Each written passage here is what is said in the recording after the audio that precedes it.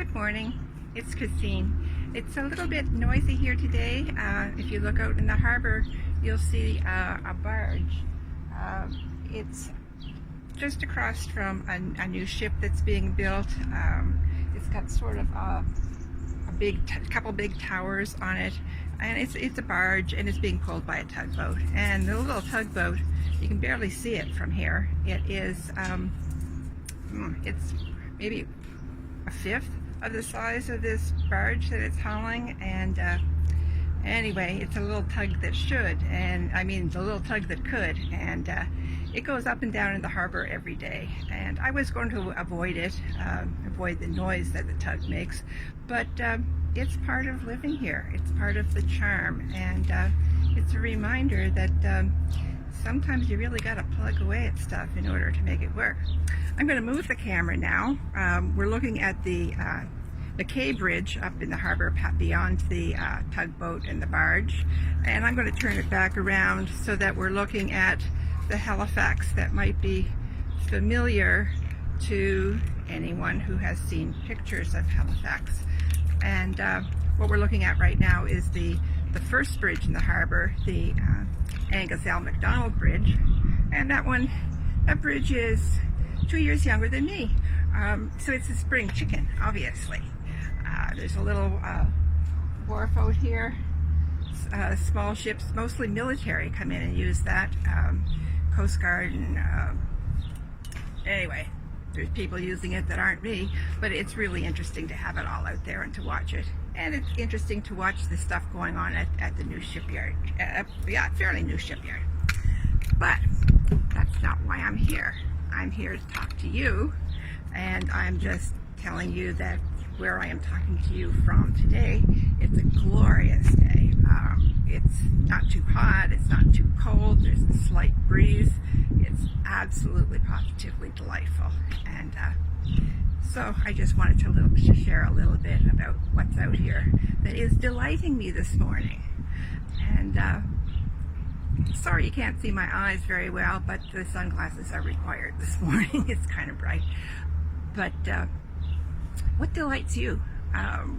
What do you have in your environment that kind of reconnects you to the rest of your community, that just makes you stop and think and look at the history that goes back with it all? And you know, it's just kind of interesting. It kind of gets you out of your head and gets you out of your body, out of the sensations of the pain, and back into the interesting parts of life. And you know, there's so many interesting things that we can focus on other than our pain. And by doing that, I don't mean to ignore the pain. I certainly don't mean to stuff emotions or stuff pain. And I'll talk about that just a little bit later. But to distract your attention from it, that was a seagull, is perfectly healthy, and it allows you to kind of normalize your feelings, to recognize that there is good stuff out there, that, you know, this is not the worst thing that could happen to us. There are lots worse things that can happen. It's bad. It is manageable. It is infinitely manageable. The little tug that could is a demonstration of the of what we can do when we really put our minds to something. And I call on that in my program when I'm helping women with fibromyalgia, because it's not something that is going to become well managed without a lot of effort. And if that little tugboat can pull that big barge, then we can pull ourselves up. And it's not a pick yourself up by the bootstraps sort of thing. It is a take care of yourself, love yourself, honor yourself, know that you're worth it, know that you are capable. You're all powerful. You just haven't figured it out yet.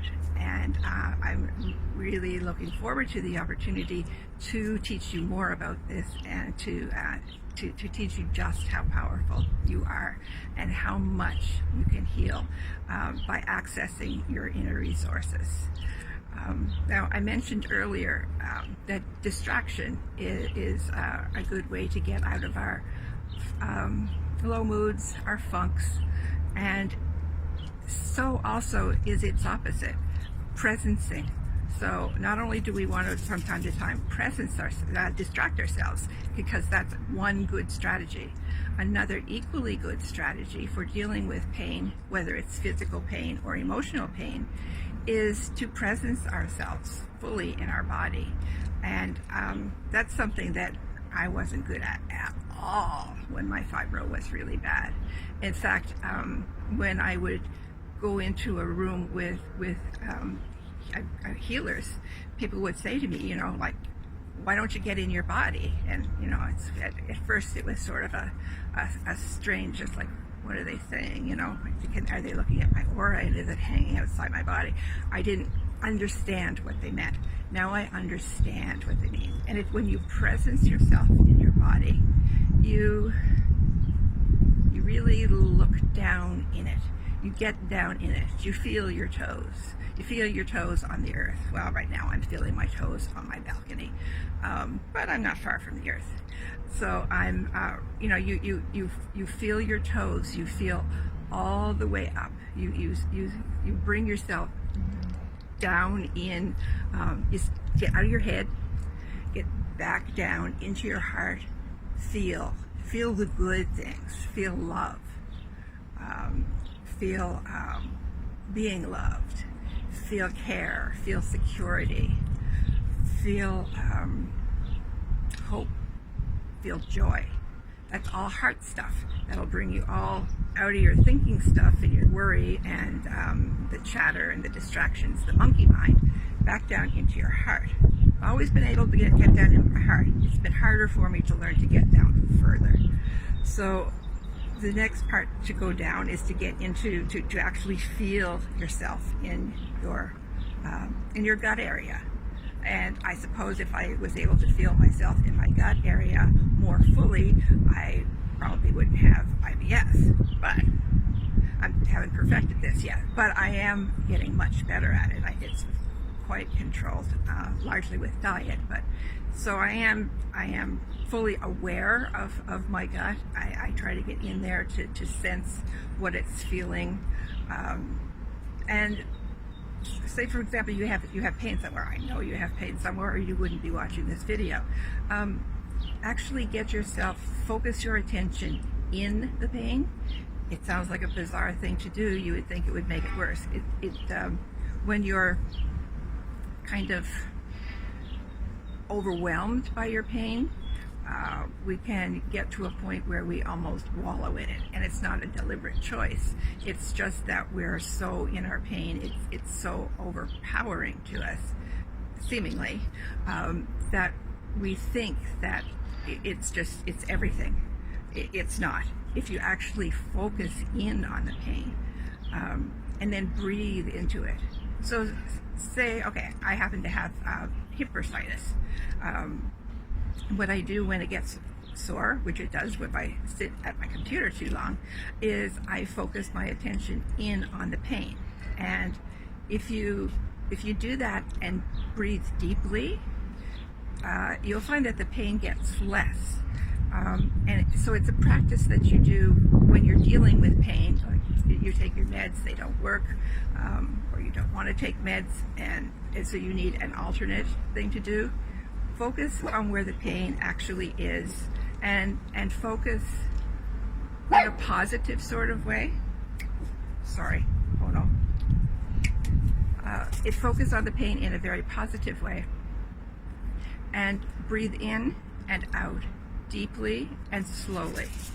Focus on the breathing in and out, in and out, and do that for a minute or two. Focus on the breathing while at the same time focusing on the pain wherever it is. Pick one pain. You can't pick the body, that's too big. Work on one area at a time. Focus on that pain and focus on your breathing. You will find that as you do that, your brain can't do two things at once as well as we think it does. I mean, we multitask, but there's some things that we just can't do. If you focus on your breathing while at the same time focusing on your pain, and you do that with a lot of intention, the pain will let up. Why? Because the system can't handle processing both signals. So you're focusing on the breathing, in and out, in and out, and at the same time, not after it, but at the same time, you're focusing on the pain. If you keep doing that, focus on your breath while at the same time focusing on a single pain, you'll find that the single pain does get less. Call it a miracle. It's something that goes in our brain that doesn't allow us to do two things at once. It works. It's a good tool. It's presencing your body in the pain. Don't fight the pain. The worst thing we do with fibromyalgia is fight it. We fight our depression. We fight our anxiety. We just constantly fight, and it's creating this war in ourselves that we've already had, or we wouldn't have fibromyalgia. We're conflicted with the demands placed on us externally, or at least on what we perceive those demands to be, and on what we want for ourselves. When that's in conflict, there's going to be pain that's created, emotional pain, and emotional pain lives in the body. So we actually feel that, and the more we feel it over and over, the more we're going to suffer. And so therefore what we need to do to counteract it is to learn techniques that you can do so that you realize that this pain isn't as bad as I thought. I really can do this exercise, and if I do this I'll call it a practice, not an exercise. This practice I do, if I breathe in, if I feel my pain, if I acknowledge my pain, just honor it. You don't have to love it, just honor it.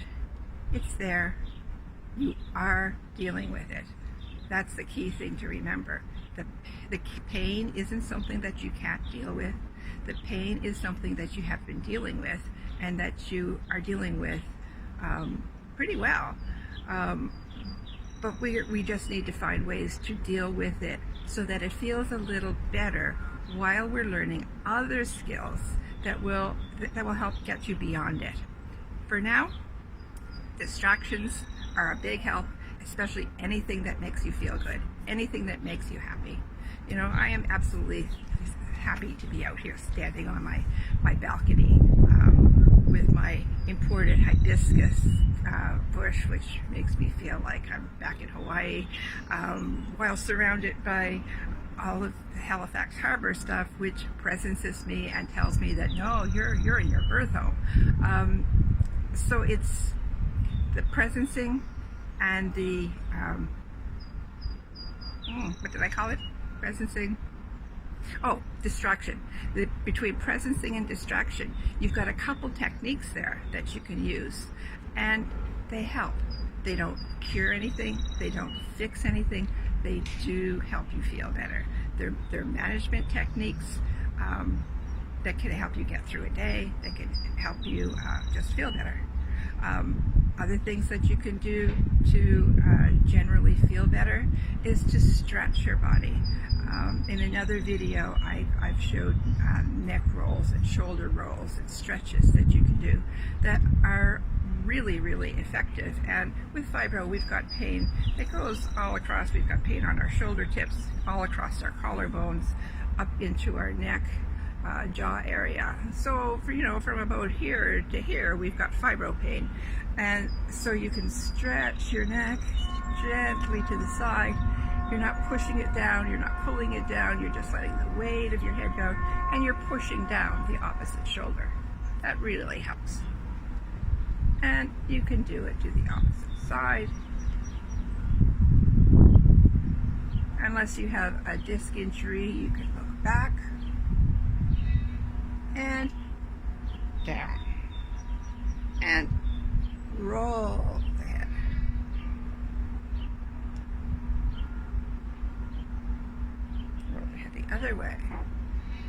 and do several repetitions of this.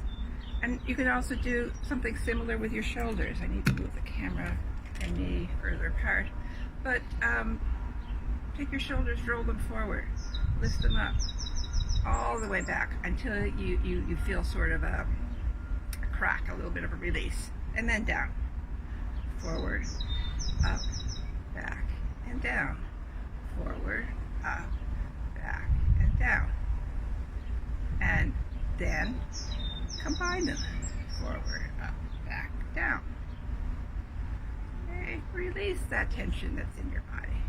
Get right in your body, be completely aware of it. Do this exercise. You're way in your body, and it's feeling really good. And you do the same thing in the other direction. First you do the slow movements. So you take your shoulders, you push them all the way back, and they're down and they're back. Then you lift them way up, shoulders to the ears, where they often get during the day. Then forward, down, back, up, forward, and down, back, up, forward, and down. And then roll. Okay, and again, you're getting into this area, fully experiencing what it feels like to be in those muscles, to have the good movements, the healthy movements that you're doing, releasing some of the tension. It won't release all of the tension the first time you do it, but I'm telling you, it'll release a lot of tension. And it's something you can do on your own. You can do it anytime. It's just a movement trick, not a trick, it's a movement that stretches and releases areas which are tight. And with fibromyalgia, these areas are going to be tight. It's not something you wait and do when you're uncomfortable. You do it on a regular basis. Practice it daily. I do it every morning, every night. And so things are loosened up.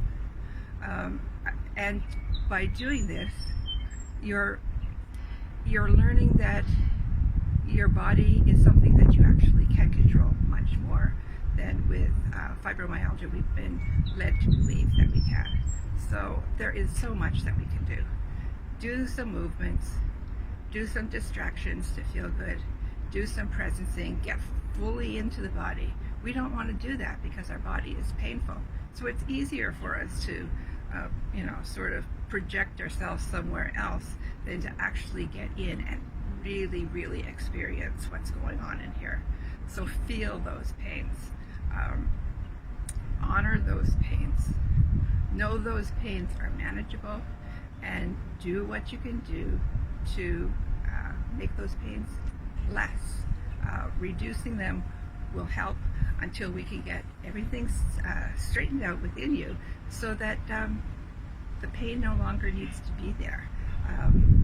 You're dealing with the issues that you need to deal with to get well. And when you start doing that, you'll get well. We need to start doing things to cause the result we want.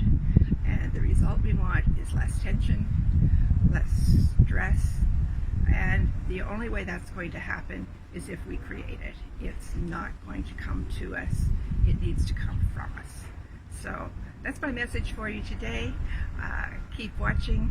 Thanks so much. And like the page. If you're watching this on YouTube, subscribe. I'd love to have more of you following my work. Working on this on your own at home. Get comfortable with it. And if you feel good about it, then we can talk. But in the meantime, do take care of yourselves. Love you all. Thanks for watching. Bye-bye.